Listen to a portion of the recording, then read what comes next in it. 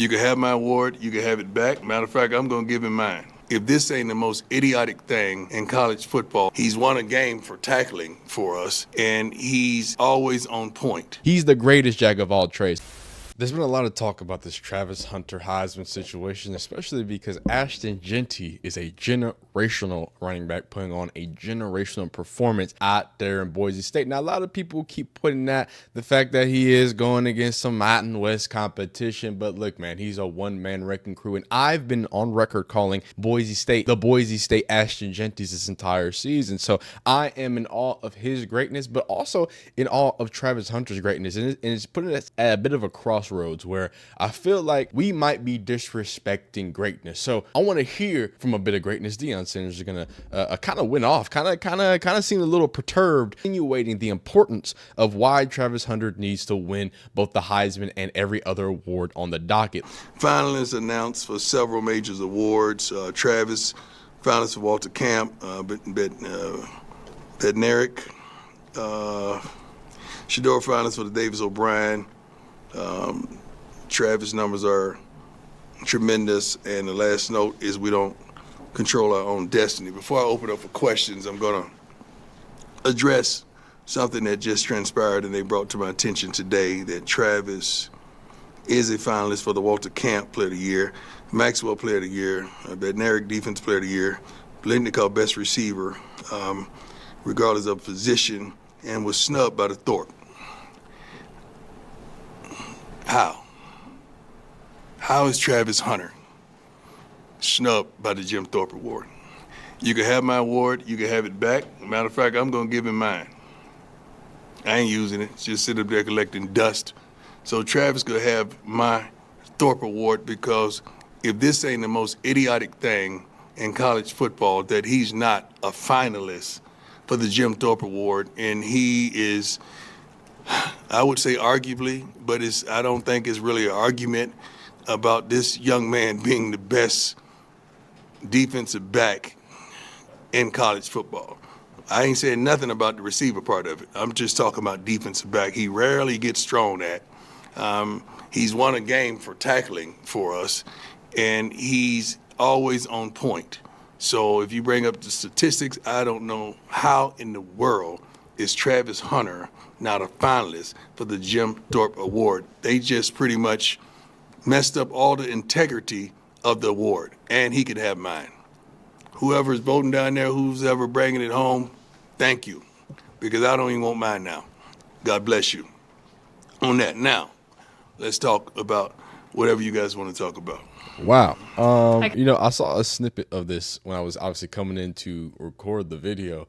And I thought it was gonna be more like, like you read the headline. He was like, "Oh yeah, I'm gonna give Travis mine." I thought it was gonna be like man, forget them. Nah, this seems like Deion Sanders is a bit motivated. And if I could put a side note about that, a lot of things said about Deion Sanders, the coach, you know what I'm saying? But man, it does seem very, very remarkable to have him as a head coach as a young man, especially an anomaly like Travis Hunter is. Because regardless how you feel about the Heisman, Travis Hunter, Ashton Jeanty, however you feel about that Jack of all trades stuff, look, the gentleman is a phenomenal athlete, just like Ashton Jeanty is a phenomenal athlete. And I think both of them are generational athletes that need and deserve as much praise as they can, because athletic careers are short for these young men. So I think there shouldn't be a time when we just allow praise not to be heralded, if that's the right way to say it. I don't think it is, but the fact that you have a head coach like that that's willing to, that's been there, done that, and then also is going to put his I would say reputation online, but no one's going to come at Deion Sanders for that, right? But really put his word behind how much he believes in you and your abilities. I think it's phenomenal. We'll watch a little bit more, and then just to see if they actually talk about it, because if they're going to see if they ask him a question. If not, we'll hop right into the stats. Do the right thing, make the plays, include me. I'm the first one. We got to do a much better job of. All Buffs Nation has loved the ride, especially with this great season with Shador and Travis. Mm-hmm. But with the Big 12 title game in doubt, will this be the last time fans see them in the Buffs uniform? No, we got a bowl game. I'm pretty sure we secured that weeks ago for Peggy. So, no, it's not the last time you're going to see them in a Buff uniform. These too, and all the rest of the seniors have done a wonderful job of getting us to where we are, instilling so much expectation in our fan base and expectation in ourselves. So we're going to fight and try to go out there and kick some butt and end this thing on the right note. And we're going to go to a bowl game and end this thing on the right note because our fans deserve the absolute best.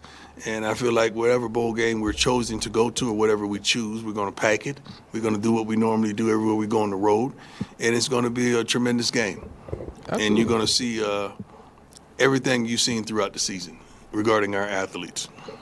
That's great to hear, especially if you're a Buff guy. Look, it really seems like more and more that Deion Sanders is building a culture and building something out there. But a one core piece that he's going to be missing in that culture is Heisman finalist Travis Hunter. So let's get into these narratives, and we're going to get there. But I want to start with these odds. Travis Hunter has been the odds-on favorite for the Heisman for, I believe, the last 3 weeks. So as a lot of people have been, kind of beating the drum for Ashton Jeanty, I think Ashton Jeanty is a dog. I think Cam Ward's a dog. Look, I've never seen a bookie with a part-time job, right? Go look up Joey Diaz if you don't understand that reference. But let's look at the stats and what Ashton Jeanty has been doing because he's been doing something that is nothing other than remarkable. Most rushing yards this season at the FBS level, Ashton Jeanty 2,062. By the way, season's not over. And then Ashton Jeanty after contact, 1,512 yards. Caleb Johnson, the guy of Iowa who was like neck and neck with Ashton when it came to rushing yards, great player as well at 1,492. Ashton Jeanty is clearly in the league of his own this year. In comparing 2015 Derrick Henry's number to Ashton Jeanty's 2024 number. Now, before I look at these numbers, before y'all even say it in the comments, this was in the SEC, dog, and this was when the SEC was the SEC. Okay, that's all I'm gonna say. That's all I'm gonna say. Just to give an asterisk to old Derrick Henry. But then again, Derrick Henry is like 6'7", and he is the actual predator. So 11 games played compared to Derrick Henry's 13 games played, 275 to 339 carries for Derrick Henry, 2,000 yards for Mr. Jeanty. 1986 for Derrick Henry. Touchdowns goes to Jeanty as well with 27 over 23. Yards per carry 7.5. Yards a game at 187. And like the stats say, look at the game log. Go for 169, 159, 209, 149, 128, and this isn't even the full thing. In the beginning of the season, he was going absurd. He was going absolutely insane. 267, was that 6 touchdowns, 192, 127, 259. By the way, 192 against the now number one ranked defense, not number one ranked defense, number ranked team in the nation. So y'all can talk about Mountain West all you want. That's 3 of them things in the zone. 192, 7.7 average against a defense that no other team in the nation has been able to stop. So interesting to talk about. But let's not mix it up too much. Let's understand that Travis Hunter is doing something that he got some things going on. Look, I know people keep talking about jack of all trades. How can you be a jack of all trades when your PFF ranking is 85.4 overall in offensive grade, 4th overall, and 6th overall in all cornerbacks at your PFF level? Travis Hunter has 82 catches, 1,036 yards, 12 total touchdowns, 9 pass breakups, 3 interceptions, 30 tackles, 1 forced fumble that happened to be a game winner in overtime when all the people were talking about he don't He don't tackle, torches the opposing CB, and locks down opposing wide receiver, doing something that has never been done in history. So, as for all you people saying that it's just a whatever season, it's a jack of all trades, the stats don't say it. The stats say that some of the greatest two-way players of all time couldn't even get close to what Travis Hunter is doing. So if he's a jack of all trades, he's the greatest jack of all trades. Look, man, I come from an era of Jabril Peppers. Now, Jabril Peppers was mid, okay? But he did do a bunch of for no reason, and it was cool to see him do it. Travis Hunter is doing a bunch of for an actual reason and being amazingly impactful for this 8-3 team. We're going to get more into the narratives, but just to look at the raw stats again, 1,012.6 average, 11 tutters, 2 carries for 5 yards, and a touchdown on the rushing side. You know what I'm saying? So, hey, look out for there. And then going back to the game logs, because I think that's important. He missed, I think, either 2 games or had very low touches on 2 games. We have 8 receptions for 125 and a loss, 2 touchdowns, 5 receptions, 55, and a carry for a touchdown, 99 yards on 9 catches, 153 for 9 catches, 2 for 17. That's when they pulled him.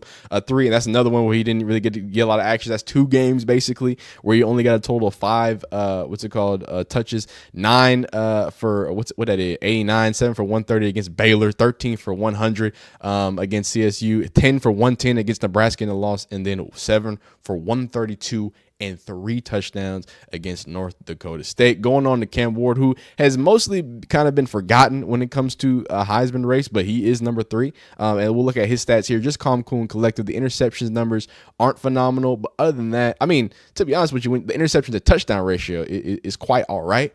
I just don't like when he throws the interception. I don't like him. I don't like him at all. Oh, wait, I want to go to your game logs here, Mr. Cam Ward. And he's just been cooking, right? He's just absolutely going crazy. 385, 304, 346, 404, 343, 437, 319, 208, 400, 348, 280, and the number 1 offense in the entire nation in college football. I know the rankings might change. They might be top 3 here and composite here or there. I think it's the most potent offense in all of college football, and it's going to be a problem to deal with. Now, that defense is going to be a problem for Miami, though. So if they can't stop nothing, it ain't going to mean nothing. So where does this mean? Where does this leave us in the whole situation when it comes to the whole Heisman situation? Well, a lot of people are talking a lot of mess. I think Travis Hunter deserves it. I like seeing novelty. I think amazingness and crazy things happening overall is a lot more important than just a running back that is generational. Even though Ashton is an incredibly generational, he deserves every single running back award there is. Give him a defensive award for no reason. I don't care, but I do think Travis Hunter is a one of a kind, not just one of a generation. So we'll see how that. Getting a lot of Charles Woodson's and Miles Jack's responses, and y'all don't know if y'all know Miles Jack. Y'all don't know about Miles Jack. Woodson had 11 catches in his Heisman year. 11 catches as a Heisman candidate. Travis Hunter has 9 touchdowns catches. Jack had almost 400 rushing yards during his career. Hunter has over 900 receiving yards this season. Miles Jack was a linebacker who also played running back back in Kentucky, I believe.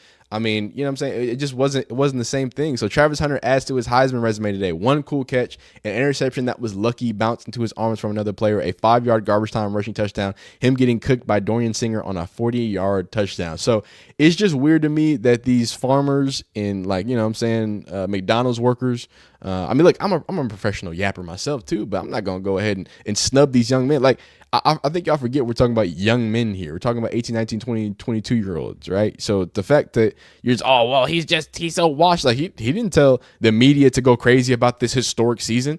So I just don't understand the anti-narratives against them. Colorado probably wins 1 less game without Travis Hunter this year. Boise State loses at least 3 to 4 games without Ashton Jeanty this year. This really shouldn't be a debate. Actually, it is, because it's the most remarkable player. It's not the most impactful player. If y'all want to make up a new award for most impactful player that also matched other historic awards, then you can do that, but it's the most outstanding player. And you can be great at one thing, but those who can't do great multiple things, sorry about it. Stay in your lane, partner. And don't get mad at Travis Hunter for doing multiple things. I don't understand it. I don't understand where the hate comes from. But, you know, continue doing it. I am on the Ashton Jeanty, not hate propaganda, but I'm just pro Travis Hunter propaganda, just like Deion Sanders. But y'all let me know who's going to win the Heisman. Y'all let me know if Deion Sanders tripping. Am I out of line? Y'all let me know, man. Y'all be liking this video if you like it, dislike if you don't like it. Subscribe if you enjoy college football content, coverage, and everything else in between, man. See you next time.